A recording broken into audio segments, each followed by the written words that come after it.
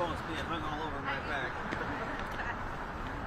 Swap it up. All right. I'm glad we got the sun on my face. My Apple Watch told me I'm not getting enough sunlight lately, so I'm glad we're getting a little sunlight. I might be squinting, though. I apologize.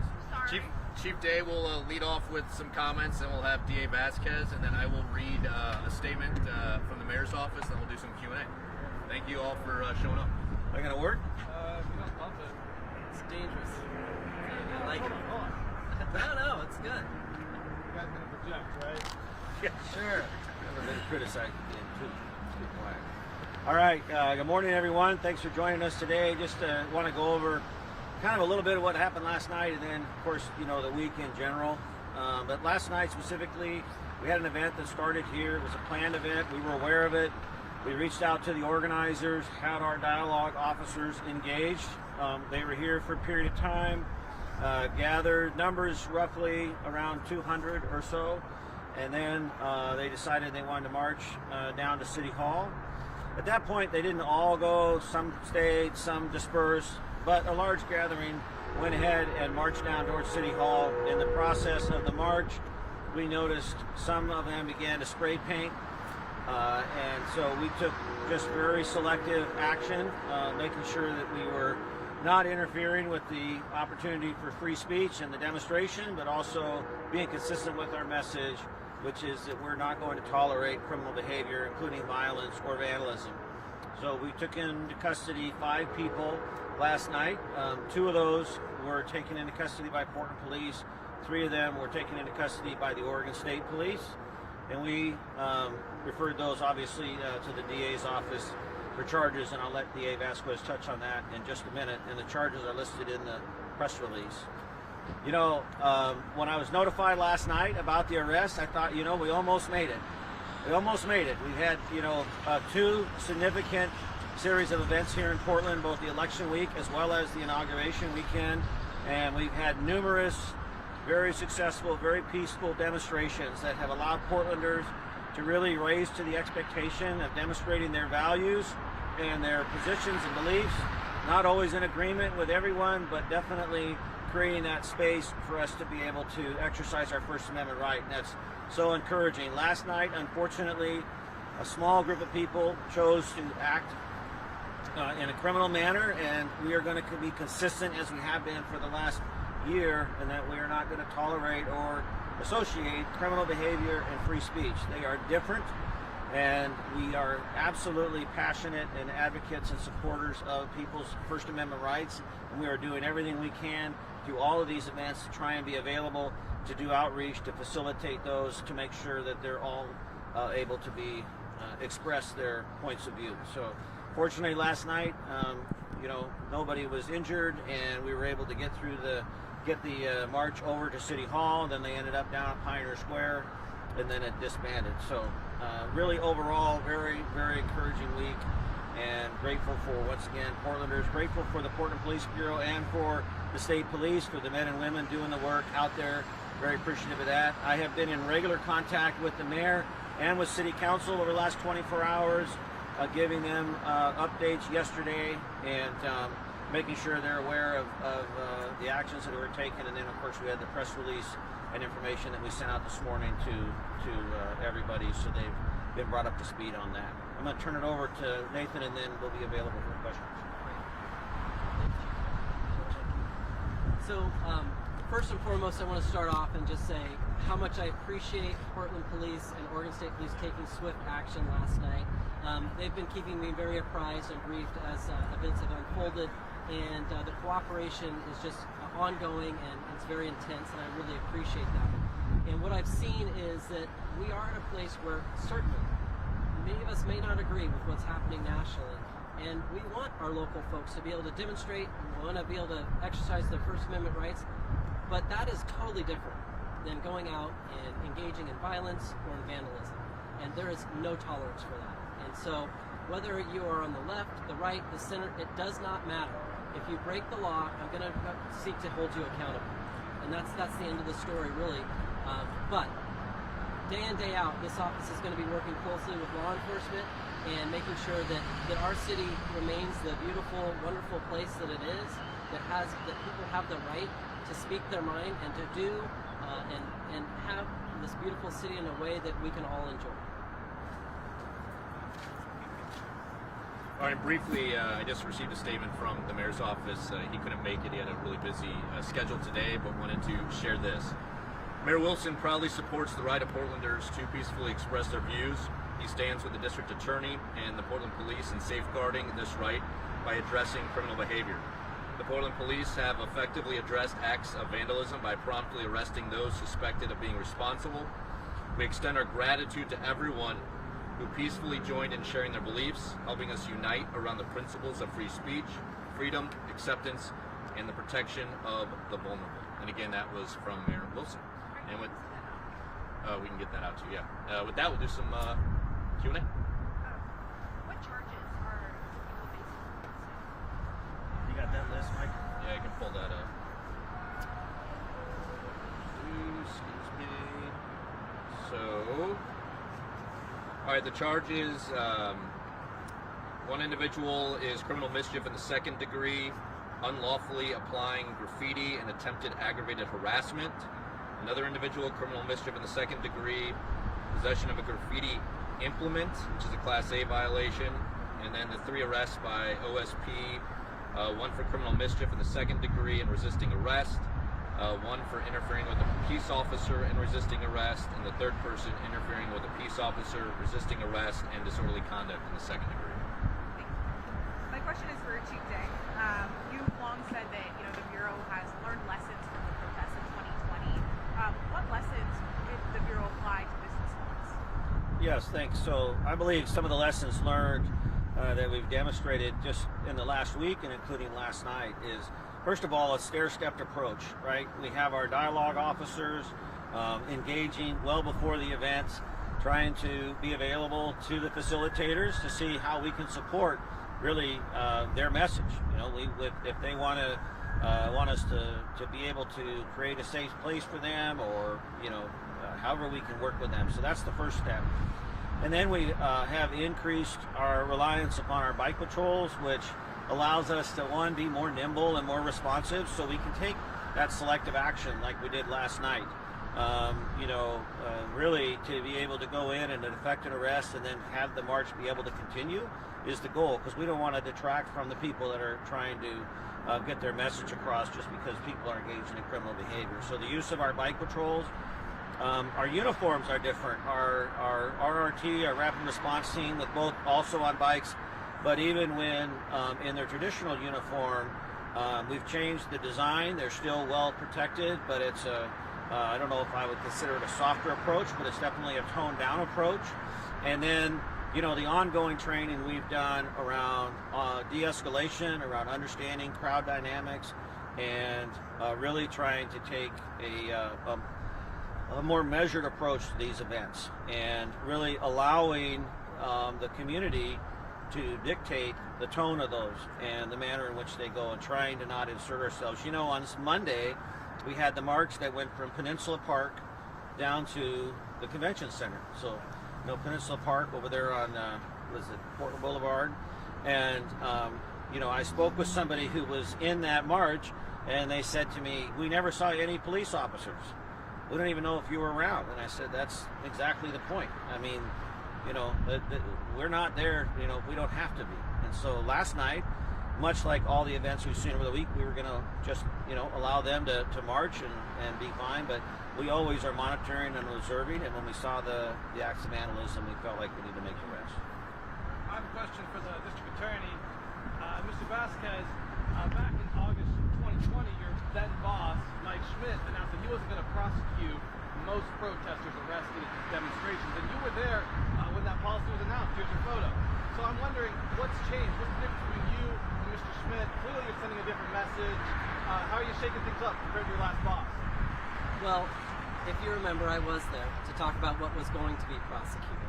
And I'm here today to say there is not a policy in place in my office to prohibit us from prosecuting any crimes. The difference is very clear. We work very closely with Portland Police and with Oregon State Police that, and I'll say it again, left, right, or center, if people break the law, they're going to be held accountable. Why are you making this break with the policy of Mr. Schmidt? Because I don't think it served this community. And I don't think it served the individuals that were actually out trying to get their message out. I think when you have and you allow criminal behavior, it detracts from people's ability to exercise free speech. And when we see that that is allowed to get out of control, our city suffers. We see windows smashed, we see fires set, we see out of control graffiti, and overall, this is an amazingly beautiful city. And every day we have wonderful protests. But when we allow that criminal behavior, it detracts from that, and it detracts from our city. And so I've been very clear that we're going to take a very different approach. And we're going to be very involved, and we're going to hold people accountable. Thank you. Question for DA Vasquez, more related to the week as a whole. Today we're learning the Justice Department is directing federal prosecutors to go after any local officials who stand in the way of Trump's immigration laws. What is your reaction to that, given the city's compliance with state sanctuary laws? Well, I think, like a lot of local officials, I'm very saddened by the approach of the federal government in this area. Certainly, I'm working very closely with our Oregon State Attorney General, Dan Rayfield. We have already dedicated our attorneys to reviewing some of the laws that were put forward. I believe it's the 1798 Alien and Sedition Act, very antiquated law. I do not believe it's going to be applied here appropriately, and we'll certainly stand up against that. Our local laws, our state laws are very clear, and I intend to remain in my focus of being very local to this community and supporting this community and the residents there. Can Chief Day also respond to that? Because this statement from the U.S. Department of Justice to investigate local officials for not participating in immigration-related actions. Yeah, I mean, first of all, there's a lot of stuff that's coming down the pike right now that nobody really knows how this is going to shake out. So we're obviously in close communication, as Nathan mentioned. We're working with our legal teams, etc. What I want the community to know is that we are 100% committed to abiding by both state law and bureau policy around the issues of immigration. We have not been actively involved or engaged in or participating in immigration enforcement for many years, maybe 2 decades or longer, I'm not even sure. And we intend to continue to follow that course of action.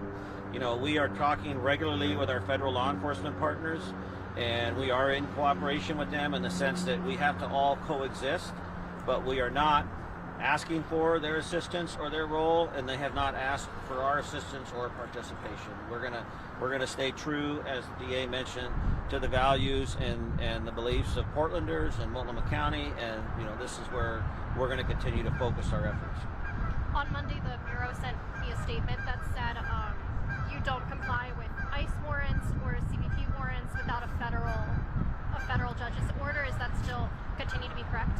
Yeah, so where we get involved, where there could be an immigration nexus, if somebody has a warrant for their arrest that's not related solely to immigration. So if you're here and you have a robbery warrant, but you're also undocumented, then we're going to take you into custody for the robbery warrant. We're not going to ask you about your immigration status. We stopped doing that, as I said, I think literally over 20 years ago. So we're not, what's unique is we're not even in this conversation. That's for the majority of the Portland Police Bureau members. They are, acting upon state law. And so we don't ask for the status. We don't reference that to the Sheriff's Department. We just take you into custody because you have a warrant for robbery. If we are told that a person has a warrant and it's simply for the allegation of being in the country illegally, then that's going to be handled by the feds. That's not something that we're going to enforce. Can you again just one more time just describe the acts that the people arrested last night took part in, what exactly they did? Yeah, so we've already got a great team in place. Portland Solutions, which was right Johnny on the spot last night after the event was over and cleaning up the vandalism. But there were numerous places along the route between here and City Hall where they were using spray paint and markers to mark up, I don't know if it was buildings or signs. I'm not sure the specifics of that. But in the press release, we have a lot of pictures of the stuff that they were using, the spray cans and the markers, and then one of them I think had fireworks associated with it, and So clearly some intentionality. I mean, that's, typically you don't just walk around downtown with a can of spray paint in your pocket.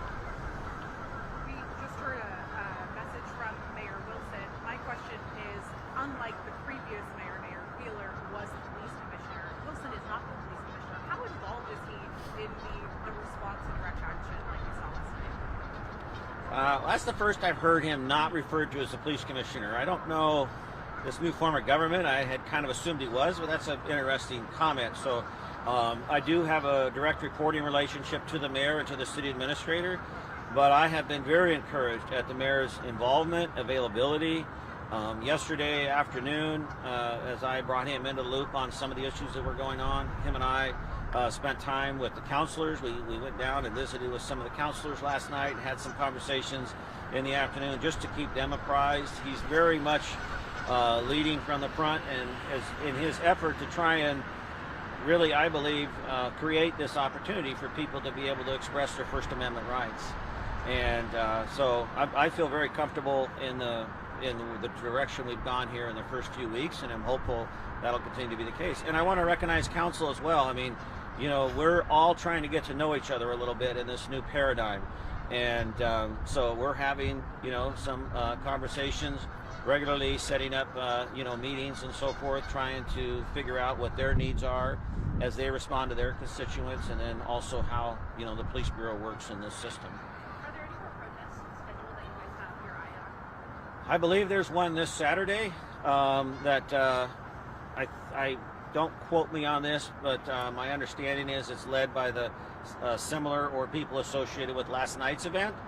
And when I say associated with last night's event, I'm talking about the organizers. I'm not talking about the criminal behavior, so I want to make a distinction there.